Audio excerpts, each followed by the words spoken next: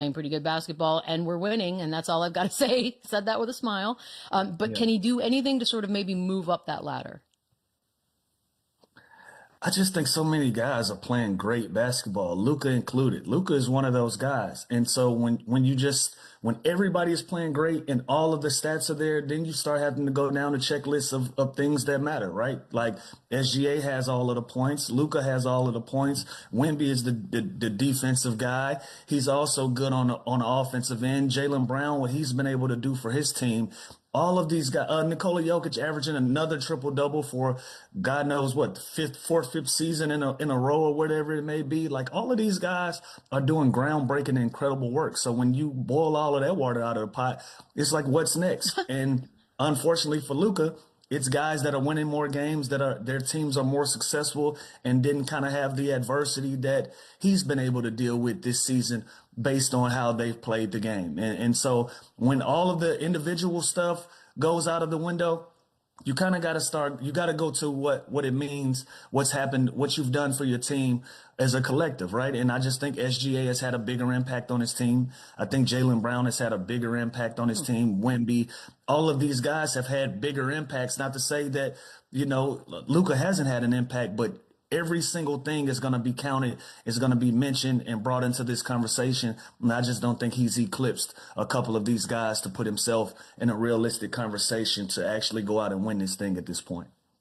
Yeah, I think if he had consistently done this all year, and if the Lakers were a winning team, it didn't go through so many up and downs and hurdles, I think he'd have a better chance. But this is a tough year to win it, man. Like it could go any which way. Again, going back to the Cade and not making the 65 games, that's a name that we took out of the pot. Jaylen Brown had some noise with him, with the surprise Celtics team and what he's done as player A on that team.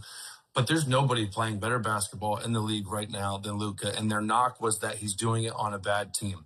Now he's doing it on a good team. Now he's doing it on a home court advantage team on a loaded Western Conference that we all knew and talked about how good they are.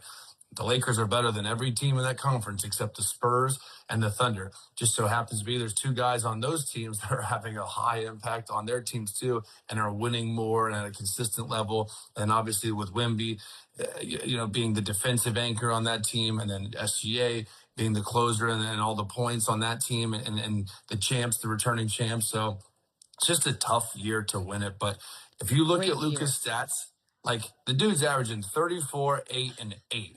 Like, that is better than a lot of MVP seasons in the past. Like, it's crazy. If you close your eyes, Chandler, and say those stats, we're talking about an MVP. Fair enough. It's a good problem.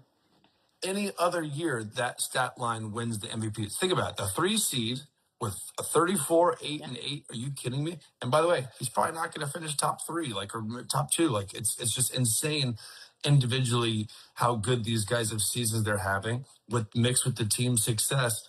It's just a tough year, but those numbers and what he's been doing the last month alone, there's no one playing better basketball.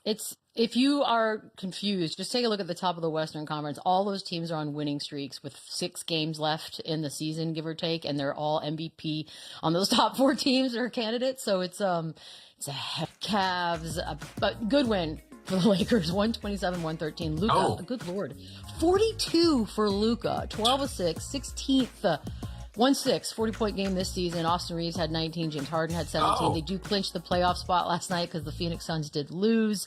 They get the Pacific Division, for those of you who are concerned. But one of the best wins of the season, Brian Windhorst has followed, as you guys know, LeBron James for his entire career and then some, and said that LeBron believes in this Lakers team. I'm on record saying the Lakers scare me. Well, you guys know I've said that.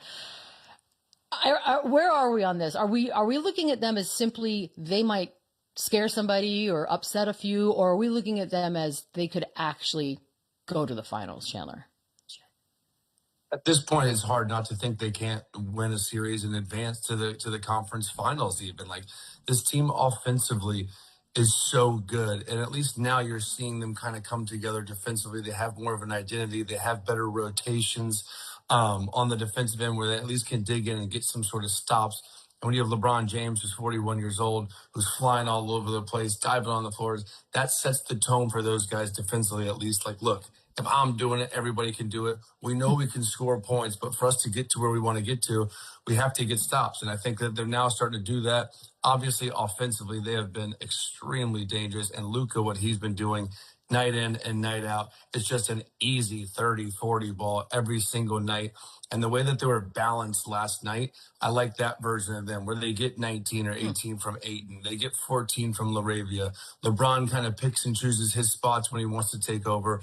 Meanwhile, you always have Luka that's a threat with the ball in his hands, making plays, making baskets. So I think this team is real, and it's really, really crazy because they weren't a couple months ago, and something has clicked for this team where they are definitely playing their best basketball this season.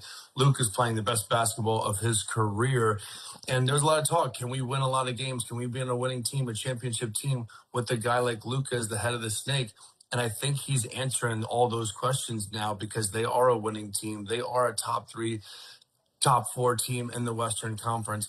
Now we want to see them obviously do it in the playoffs. And it's not going to be easy for whoever they draw in the first round, but they have put themselves kind of in that category where they are a dangerous team. And if you're that 5, 6, 7 team, obviously you don't want to face the Thunder, you want to see the Spurs, but you do not want to see this team right now because they are red hot and they are impossible to guard offensively.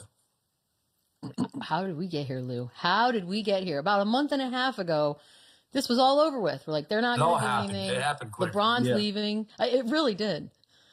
They just, you know what, when you have a veteran team like that, they move at their own pace. And we set an expectation level for the Lakers outside of their locker room. They just stay steady. You know, they just stay steady. They believed in what they had. And they just had to find an identity, find a style of play that works for them and that's going to put them in the best position possible. And I think they found it. Like, listen, we're not going to be a defensive-minded team, but we have to be solid on the defensive end to give ourselves an opportunity to win basketball games. And if we can do that, if we can play good team defense, do all of the small things, communicate, talk, and being in the right spots on a defensive end, we know we can score with anybody. We got one of the best scorers in the world. We know we can put points on the board. We know we have LeBron James. We know we have Austin Reeves. We got all of these guys that can win a basketball game for us. But on the defensive end, we got to be connected some way, somehow. And they've been able to figure it out because they've never had a problem with scoring a basketball. We've never talked about them not being able to put points on the board. It's always been the other end of the floor. And now that they've bought into a team defense concept and it works for them, they've put themselves back in contention and back in a position where they can be a dangerous team in the come playoff time. LeBron James, you know, he's been playing for a very long time. Got a nice little record now put on the old board there. Winningest player in every NBA single history. night. It's a piece of history. That's where we are. Like we're playing, and this is like bonus because he's passes Kareem with the 12-29. I don't know. You know, it's not that I don't think another player is going to play as long, but are we ever going to see anyone, Lou, get the resume that LeBron James has put together? Never say never, because I said never to a lot of the records that he's went out and got. But at this point, I don't think so. You know, just the longevity, the consistency, what he's been able to do. I've lost count. What year is this now? What are we in? 23. 23, baby. Right. So we're in year 23. And the most impressive part about all of this is he's never had a real catastrophic injury, right? Like over his career, I think the worst thing that he's had some growing issues here and there.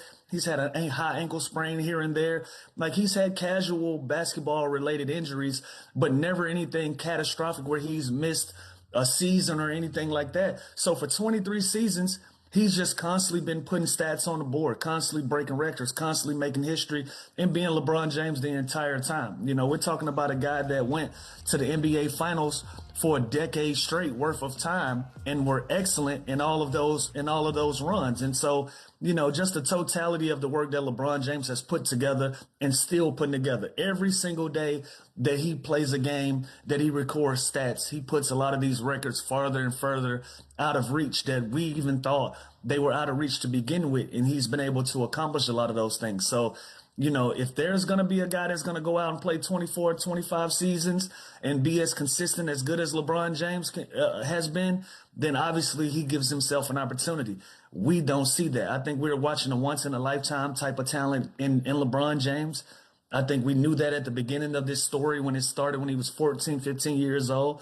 And now here we are 25 years later, still talking about him making history. So I think a lot of these things that he's been able to accomplish and do, he's put them out of reach at this point. Yeah, it's just like our guy Chief yesterday. He's like the longevity is crazy, and you can see just by watching, outsider looking in. This guy puts so much time and effort and money into his body to where it shows on the floor. And like Lou just said, he's never been hurt. He's never missed like a full season with an ACL or an Achilles, anything like that. Part of that's obviously luck, but this guy puts in the work and the time and the effort year round. And so when you look at the longevity of his career, it's hard to say that anyone's going to touch that because guys don't care that much. Like guys, they say they care, they work hard, they do this, they that. I was in the NBA. Like I know like a lot of guys that are in the NBA. That's different, and the way that he invested himself is different, and you can just tell by night in, night out, and what he's doing right now at this age in his 23rd season. He's still an all-star. He's still one of the best players in the NBA at this age. So that is unheard of. So again, I never want to say never because there's just so much talent and there's so many young guys coming up. But man, to be doing this still at this stage of his career at this age is just unheard of and unbelievable. So I don't think there'll ever be another LeBron James. He's put himself in another category, and it really is insane what he's doing night in, night out. You just couldn't afford it, Chandler. Like, think about it. As many great players that we've seen and experienced and played against and played with, no one has had the expectation level of greatness as LeBron James so early. Like as a rookie, he had a $90 million Nike contract. And as players, we were like, what the hell? Like out of the gate, we don't even know if this guy's going to be good. You know what I mean? Like he has all the hype. He has all of this attention on him. But that type of investment, your rookie year to have a signature shoe coming in the league as a rookie, like that is a different expectation level of greatness that nobody else has had in their careers ever that we've ever seen so young and still be successful and still make it happen and win championships and do all of these things. So I just think he's just never been able to afford to be mediocre. He's never had the opportunity to just say, I just want to blend in and be one of the guys. And that's to your point of how well he's taken care of himself. Like he can't just blend in and be one of the guys. I'm sure he's lived his life and enjoyed, some of the spoils that we all have. But when that's done, it's time to get back to reality. And his reality isn't ours. His reality is being the best basketball player that he can possibly be in the world and stay on top of the mountain of being one of those players. So I think that goes into the preparation that he's had, that goes into the work that he's put in, how he's taking care of his body. And we're talking about basketball. We can even bring Bronny into this situation. Like now he's playing and he's making history with his son on the same team. That's how many layers that this story and this history for LeBron James goes deep. So for him to get another record and the most career wins, this is like, what else is there left for him to do that's left on the table? It's crazy to me too. Like this guy's resume is just his reputation is so squeaky clean. Like the guy's been under the camera since he's 14, 15 years old. He's never messed up. Have we ever seen him in a scandal? Have we ever seen him arrested or like he's never been very smart in his doings. He's been brilliant his whole career as he's been called the chosen one since a teenager. Cameras everywhere he goes. And this dude has never been in a scandal or been involved. And Chandler, think about how many guys we've been around that were the chosen one, and they weren't the chosen one. They were not chosen one.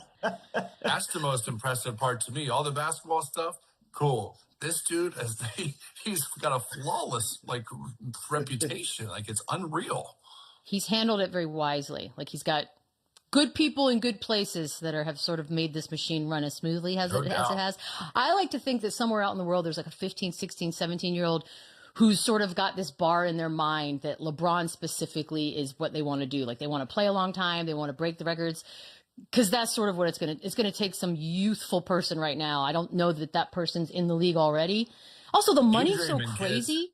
Like, yeah, that's what I'm saying. Like, somewhere out there, somebody set that as their goal. Not just to make the league, not to make $1 gazillion, but to pass LeBron James. Like, I like thinking about that stuff. We'll never know unless they say it out loud. And if they say it out loud, by the way, and we'll mock them. So you can't say it out. Kids, don't say your dreams out loud. Just let us discover you. Just do it. By the way, on the LeBron thing, like I sort of mentioned, I swear